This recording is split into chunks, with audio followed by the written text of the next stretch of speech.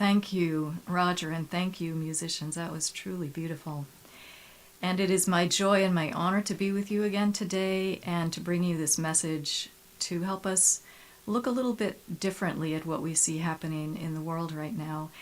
And to start with, I'd like to share a dream that I had some years back. I don't know how many years ago, but in this dream, I'm gathered with a few other people, and we're watching something occur that we know is absolutely remarkable. And it's one of those dreams that is very numinous. And as we stand there, we watch this web being lifted up by all of these butterflies, and these butterflies are of every imaginable color. And they're lifting up this web. And the web is made of hexagons, like a honeycomb. And in each of the little cells, there's the outline of a burning candle. And we know, as we witness this event, that we are witnessing the rising of a new consciousness on the planet. And the dream goes on, and then I'm in a classroom, and I'm trying to tell people what we just witnessed, and people are so busy going about their days, and they're very distracted, and nobody is really paying any attention. And I think that that's the place that a lot of us find ourselves in, where we are recognizing that there is something very astonishing happening in our midst on this planet. But it isn't necessarily something that everyone can see or appreciate, because a lot of people are very much consumed with life in what is sometimes called the 3D world. And so we happen to be in this sort of frustrating place where we see something and we want to share what we see, but not everybody is in a place to receive it. And as I worked on that dream a little bit, one of the things that really struck me was the nature of this web, that it was comprised of individual cells, but they were all interlocking to form a whole. And within each of them was this burning candle. And I'm really struck by the vision statement and the mission statement that you all have of awakening to the divine essence in all beings. Because one of the characteristics of this rising consciousness is the recognition that that divine light shines in each of us. And that even though we manifest on this plane as these seemingly separate selves, we are an interlocking whole. We are one fabric. We are one web. And so this consciousness is rising, and it is the consciousness of oneness. It is unitive consciousness. And of course, along with that goes the collapse of the idea of separateness, the collapse of the illusion of separateness that humans have been living from for a very, very, very long time. And we understand that it is time now for this illusion to collapse, because the earth can no longer sustain that illusion for us. This idea of separateness, of us being separate from one another, separate from source, separate from the earth, it is no longer sustainable. And we recognize that at some deep level of our being. We know that the jig is up, that the time for our distractions and our illusions and our make-believe is over. And so we're in this moment, and it's a very tumultuous moment, because what is happening is the death of a world that we have known. The death of the world that consciousness of separateness created is now crumbling. And I want to share with you another dream that I had just very, very recently. And in this dream, I'm trying to explain to people what's happening on the planet. And I'm holding my hands up, and I'm using the image of, or the metaphor of, an electron to describe what's happening. And I'm explaining how when the electron makes a quantum leap to a new level of energy, it has to gather unto itself a lot of energy. It requires a lot of energy to make this quantum leap into a new state. And so I'm explaining how right now the concept of enemy is intensifying, and I'm like vibrating my hands to depict how this concept of enemy is intensifying so that it can finally collapse. And when that concept of enemy collapses, then this quantum leap will occur. And as I thought about that, I realized that enemy, the concept of enemy, is on the same spectrum as the idea of separateness. The concept of enemy is simply separateness taken to an extreme. And so that is the consciousness now that is collapsing, but before it collapses, it intensifies in order to make this quantum leap of consciousness.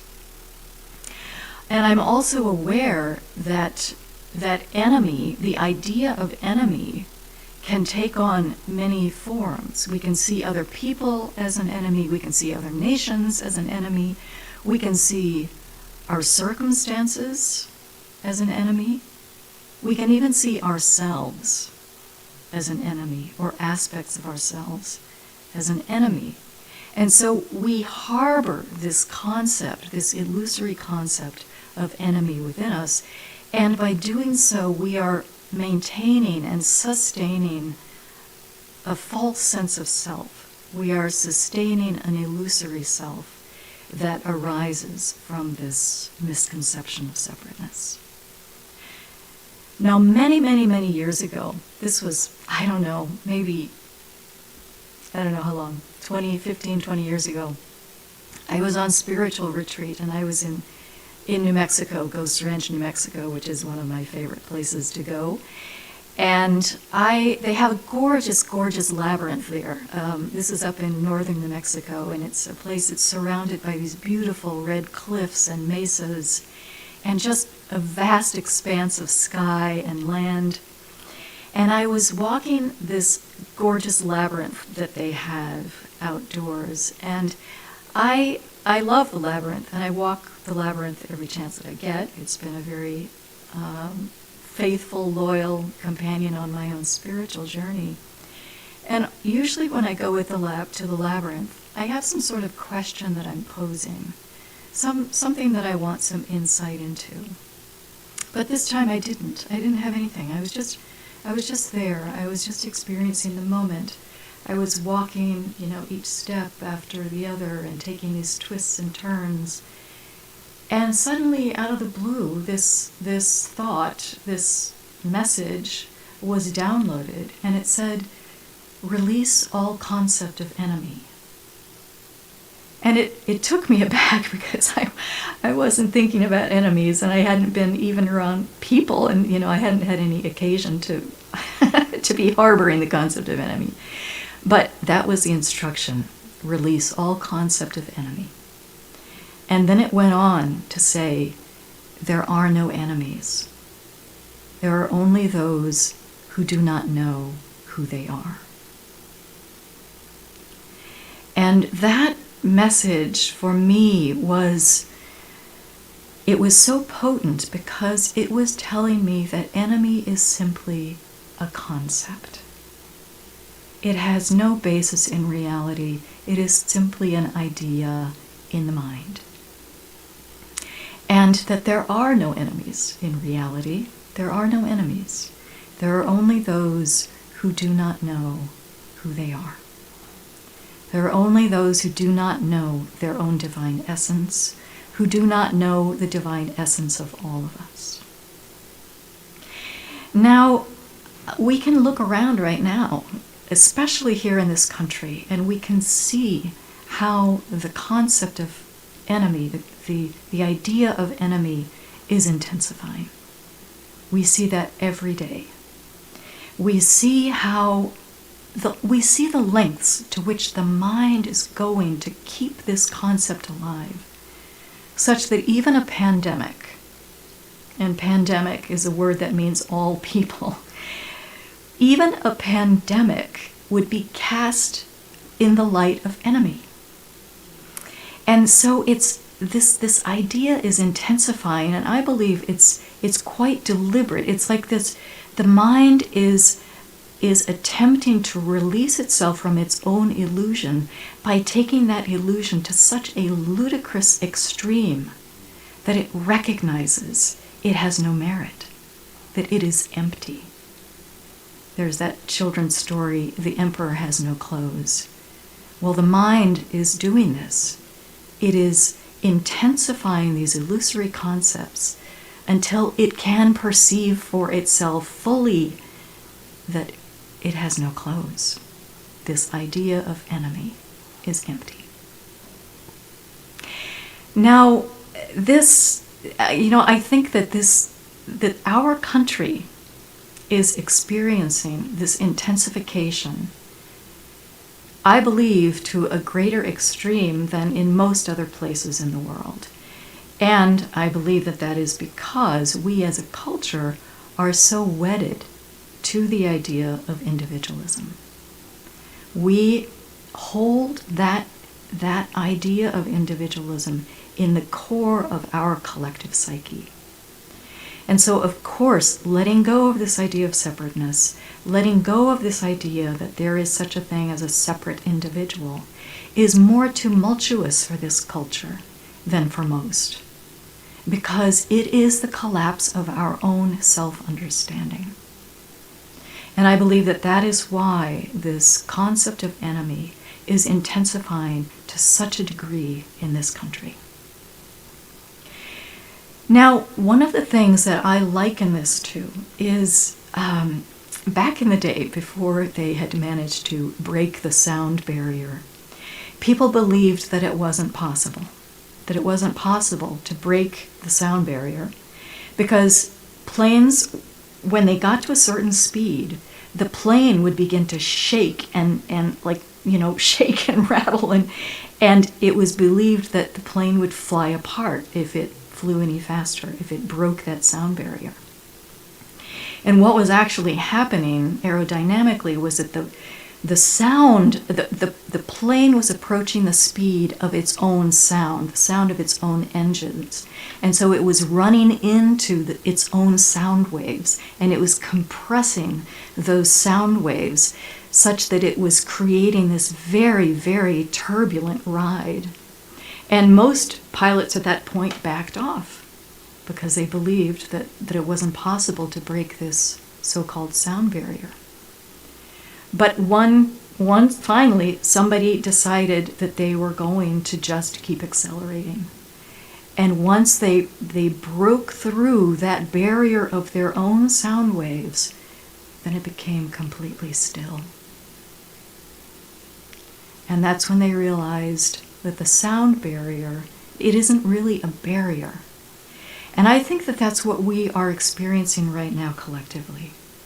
We are accelerating into the reality of oneness. We are accelerating into the reality of love. And as we do that, these waves, these sound waves, if you will, of that egoic self are becoming compressed. And some of us might want to back off and say, well, it's clear that, love doesn't work. It's clear that this idea of enemy is here to stay. It's clear that we have to operate within those parameters of the separate self, and we need to be, aggressive and hostile and see others as our adversary. We give up on the power of love. We give up on breaking through this illusory barrier. But now is exactly the time for us to be accelerating our expressions of love, to be accelerating in our own minds our apprehension and our appreciation and our gratitude for our inherent oneness. And so, yes, it's a rocky, rough ride we're on right now. It is very, very tumultuous. And I would like us to just hold that, all of that in love, and to understand that what is happening is more than this, much more than this conflict that we see playing out. It is the collapsing of the very idea of enemy, which will enable our quantum leap in consciousness. And so I'd like to lead us now into a time of guided meditation. And I'm going to bring up a screen share for this. And I invite you to go ahead and allow yourself to settle fully into this moment. Allowing yourself to breathe into this moment.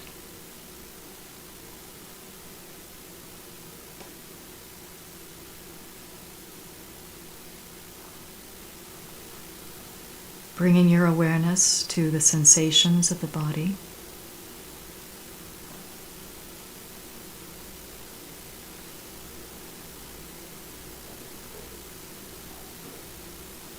Becoming aware of the sensations of breath as it moves in and out of the body.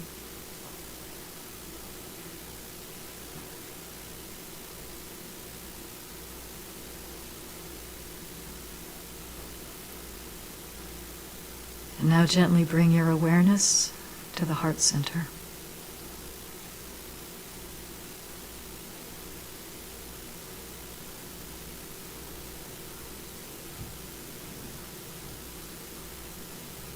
Allowing the breath to move in and out of the heart center.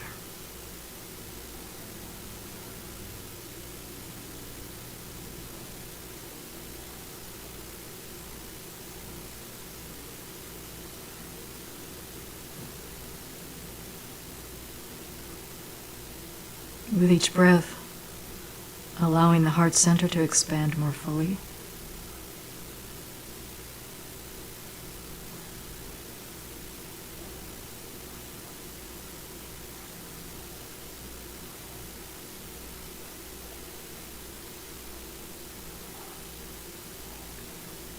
Touching and mingling with the heart center of all who are present.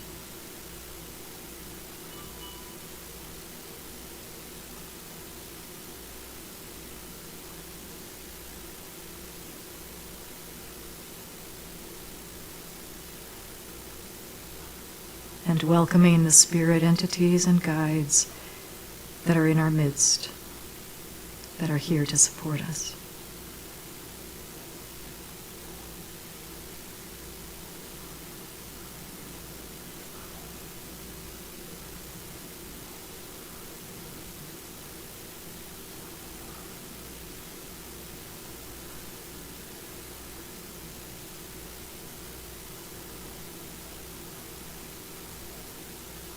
Now allow to arise in your awareness some of the ways in which you perceive through the concept of enemy.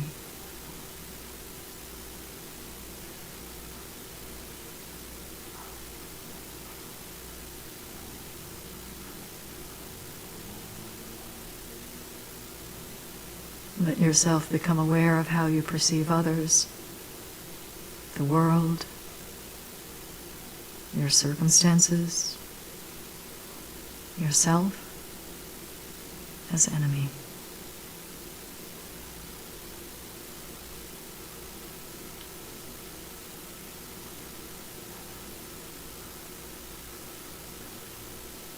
Simply allow this to arise in your mind without any resistance or judgment.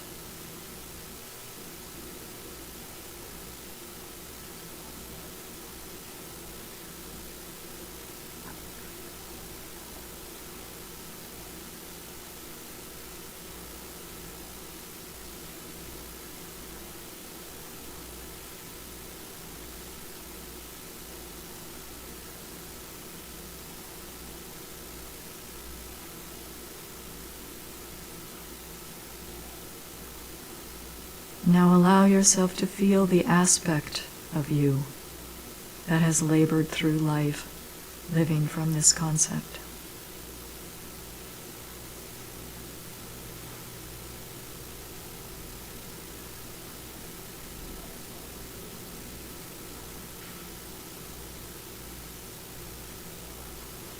Let yourself feel its burden, perhaps its weariness.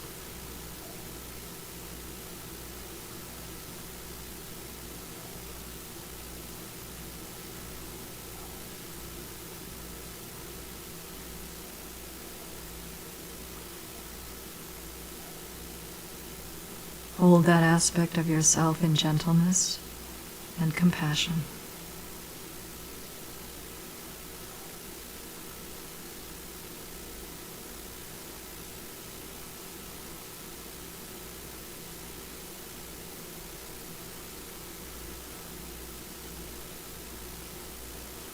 Now allow yourself to feel into what your life might be like, how it might be different if the concept of enemy did not exist for you.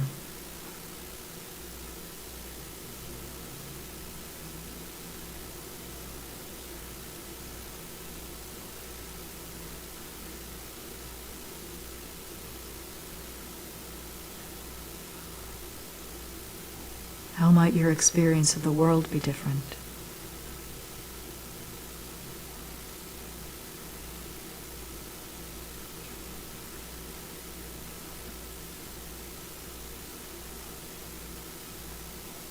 How might your sense of who you are be different?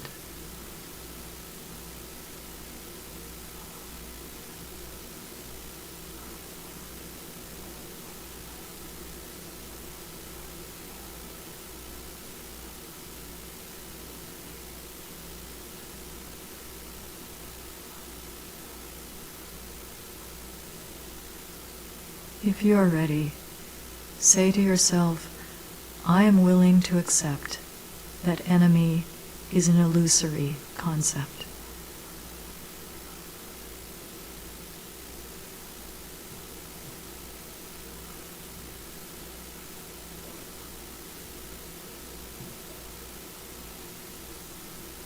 I am willing to release this concept on behalf of my own awakening and for the transformation of the world.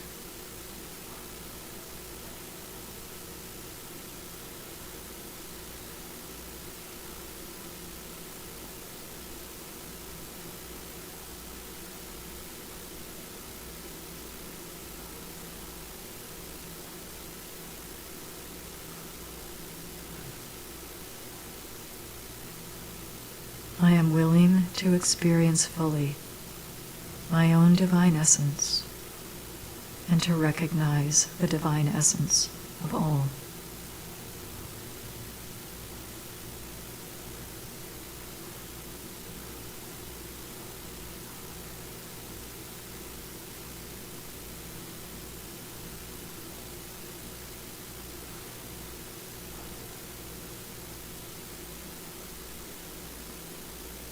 Now gently bring your awareness back to your heart center.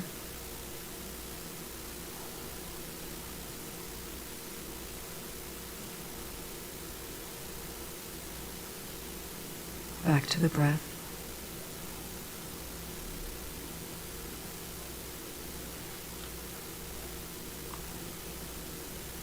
Back to the sensations of the body.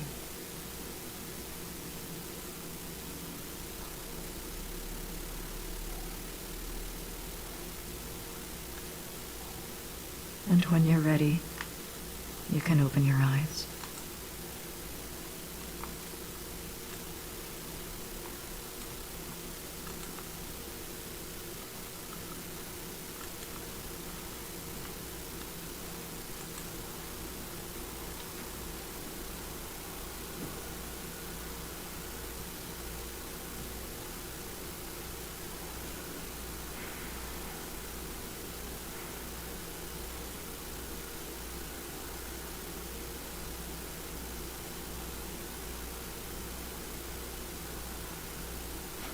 Namaste.